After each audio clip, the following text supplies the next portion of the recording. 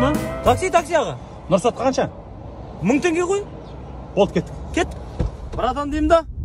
Кеше ана депутаттардың ант бергенін көрген шығарсыз. Көрдік қой. Ұялғаным-ай. Әйелім мазақ қылды ғой мені. Ой, осыларға дауыс бердің ба деп мазақ қылды ғой мені. Олардың қасында мен жақсы сөйлейм. Ой, халқыма ант берем деп мен әдем айтам олардың қасында. Негізі бар ғой, мыңқ-мыңқ екі ауыз сөздің басын қосамайды, мыңқ-мыңқ пыңқ-пыңқ етіп, қора-сора деп. Негізі да, братан, осының бәрі президенттің ошибкасы ғой негізінде. Мен президент болсам, братан, біздің елдің адамдары бар ғой, шетінен жатып шетінет бар ғой. Жұмысқа шығармайды неме шетінен, жатып шетінет. Қалан жігітсің ба? Жоқ, ауылдың баласымын ғой, братан. Малды жақсы танитын шығарсың, я? 4 түліктің бәрін танимын, братан.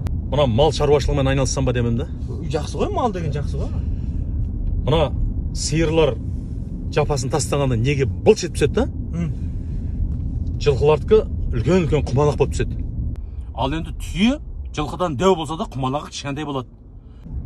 Ана ешкінікі совсем кішкентай. Осы неге сондай? Айтып берші маған. Ой, братан, ит біліп болын, мен қаяқтан білейін оны. Қатырасыз сізді. Боқты білмейсің да? Қалайша президент болмақшысың сен? Президент болам деп боқты зерттеп кетпейтін жаным, братан.